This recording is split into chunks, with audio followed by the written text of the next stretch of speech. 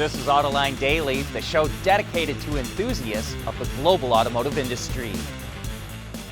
On Monday, Hertz announced it's ordering 100,000 Teslas to add to its rental fleet. And now we know where a lot of those vehicles are going because Hertz is forming a partnership with Uber to rent out Teslas to the ride-hailing company's drivers.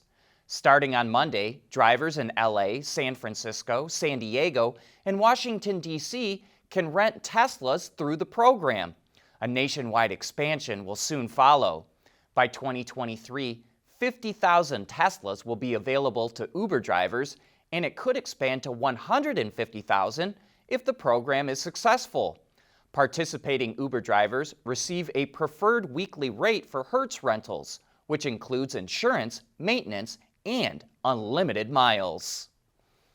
General Motors struggled financially through the third quarter.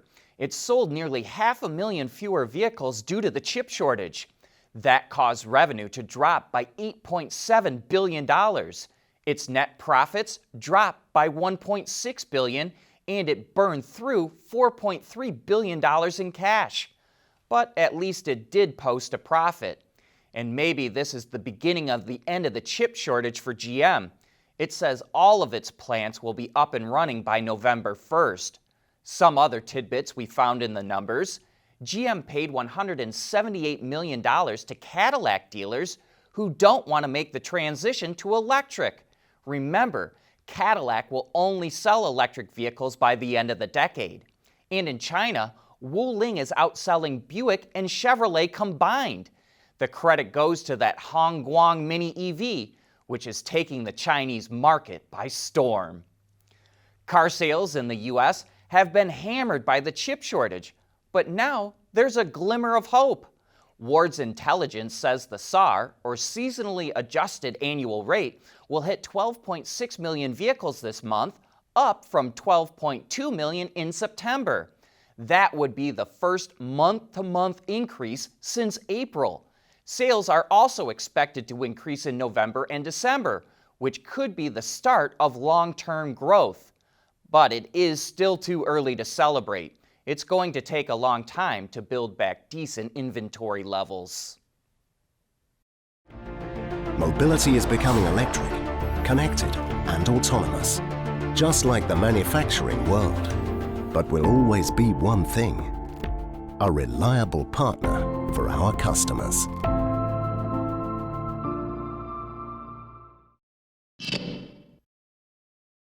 I don't know about you, but I was excited for this next reveal, which happened yesterday right after our show went up, the new Corvette Z06. And let's dive right in because we can now confirm the car's 5.5-liter flat-plane crank V8, dubbed the LT6. The naturally aspirated engine peaks out at 670 horsepower at 8,400 RPM while developing 460 pound-feet of torque at 6,300 RPM.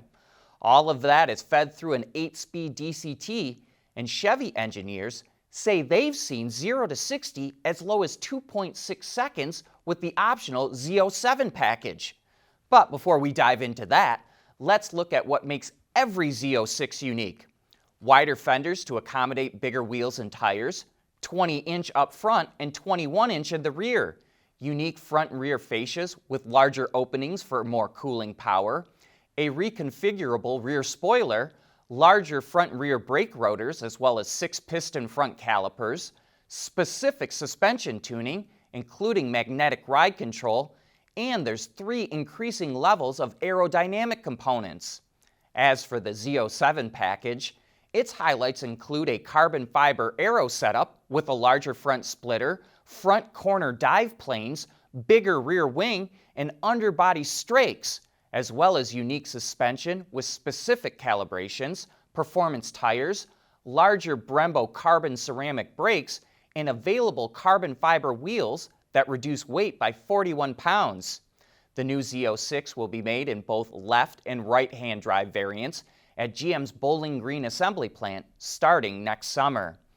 And what GM Global Propulsion Systems did with that engine is astounding. The hand-built 5.5-liter V8 delivers 121 horsepower per liter. In the previous gen C7 Z06, The 6.2-liter supercharged V8 delivered about 105 horses per liter. So, with a smaller displacement and no supercharger, the new engine still delivers more power. And the secret is that flat plane crank, which allows the engine to rev faster and higher. Redline is 8,600 RPM. The more air and fuel you can pump through an engine, the more power it makes. And the faster it spins, the more air and fuel you can pump through it. And by the way, for all you vet heads or anyone that wants to learn more about the development of the Z06, there's an excellent video Chevy put together that's a little over 40 minutes long and goes into some great detail. We've got the link to it in today's transcript and description box. We want to know what drives your testing. OTA, connected car, diagnostics, remote testing. Intrepid Control Systems is here to help you work from anywhere. Intrepid Control Systems, driven by your data.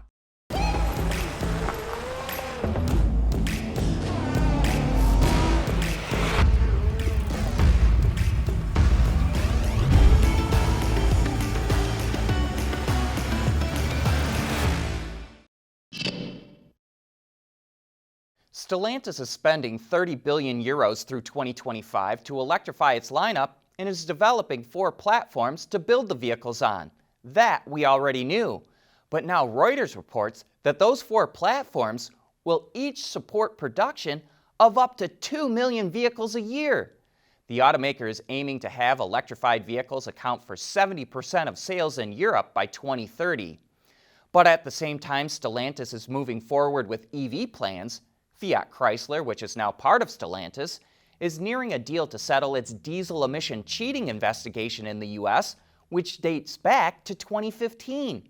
The company is getting set to plead guilty over diesel-powered Ram pickups and Jeeps that evaded emission requirements. That deal is expected to be announced in the coming weeks and will result in a fine between $250 million and $300 million. Hey, did you also see that the new Range Rover debuted?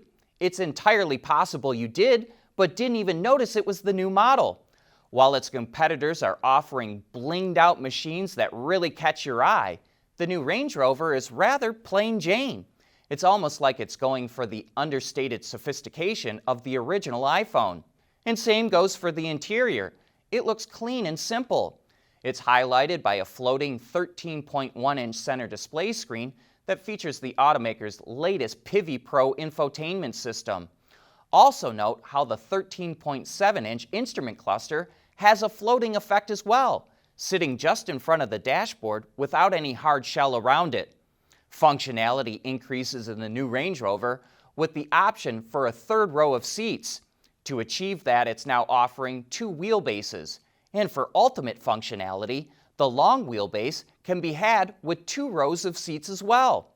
At launch, either a V6 or V8, which is sourced from BMW, will be available, while plug-in hybrid versions with nearly 32 kilowatt hours of usable capacity that return up to 62 miles of electric range are coming in 2023, and an EV is coming in 2024.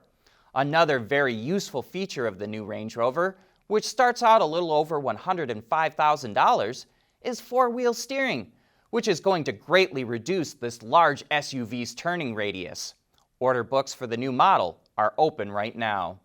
And we're going to have to ask Jim Morrison what he thinks of the new Range Rover. He heads up Jeep, and the new Grand Wagoneer is aimed right at the Range Rover's throat.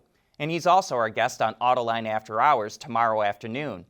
And if you've got questions you'd like us to ask him, post them below, tweet them to us, or shoot an email to viewermail@autoline.tv. But that brings us to the end of today's show. Thank you for tuning in.